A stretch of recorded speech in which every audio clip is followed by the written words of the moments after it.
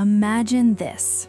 2015, a small restaurant that lived and died by word of mouth. No ads, no flyers, no social media push. Just reputation, pure reputation. I was waitressing there to pay my way through nursing school. I'd been around long enough that people trusted me.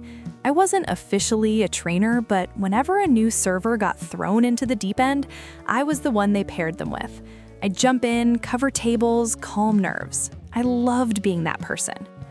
That night, there was this new guy, Mike, much older than me, probably in his 50s. He'd just come out of a rough chapter in life.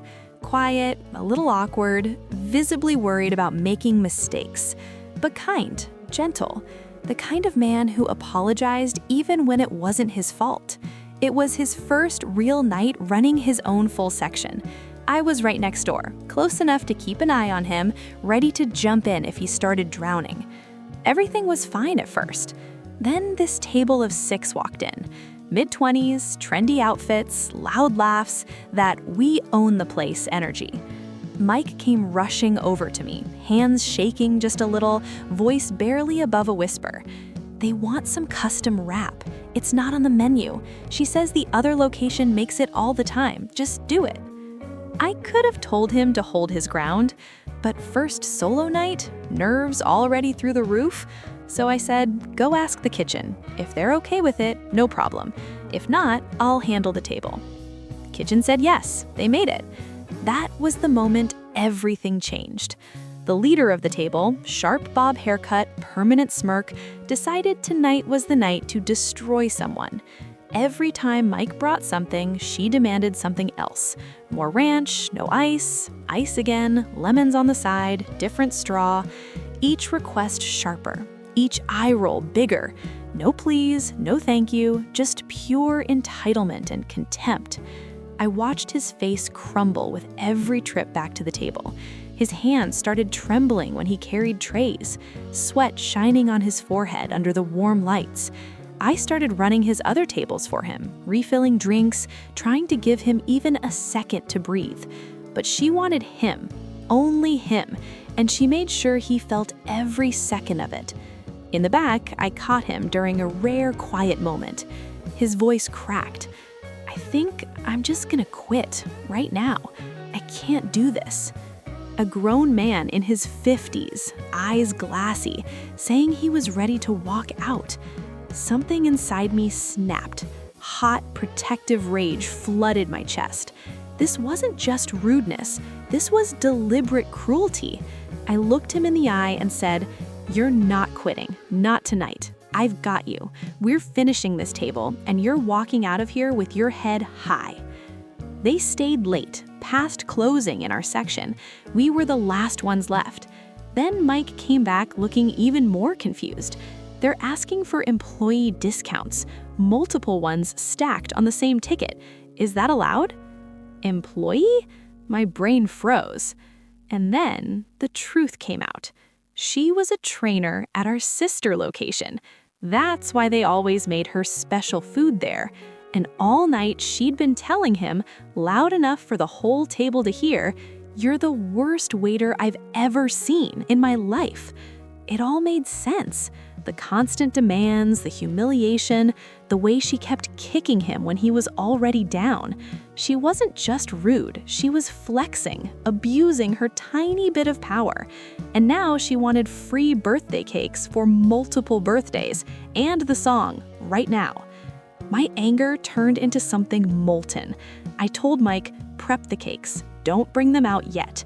Then I marched straight to the manager. Our managers were different. They actually had our backs, rare in this industry.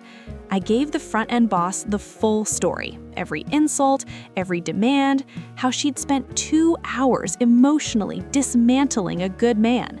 I reminded him about the word-of-mouth reputation. His face darkened, that quiet, dangerous anger he almost never showed.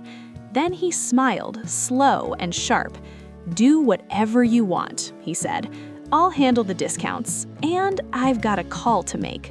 I ran, grabbed every single person still in the building, cooks, bussers, dishwasher, closing servers.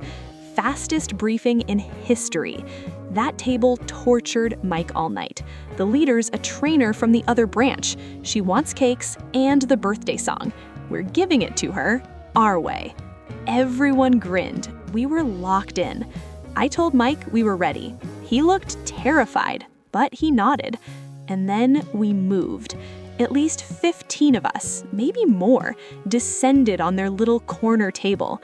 One free cake in front of every single seat. The leader leaned back, arms crossed, that smug little smirk still glued to her face. She thought she'd won, thought she was getting her special treatment. We lined up, big smiles, and then we sang. Not the cute version, we screamed it. Full volume, every word. They were in the corner. The sound bounced off the walls like a trap. Deafening, painful, glorious.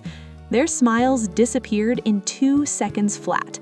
Hands flew to their ears. They jumped in their seats like they'd been hit. The leader's face went white, then red. She tried to yell over us, couldn't even hear herself. We just kept going. Louder, longer, dragging every note.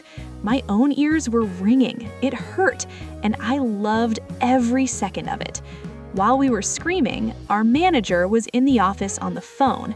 He'd called her GM, gave her employee number, told the whole story.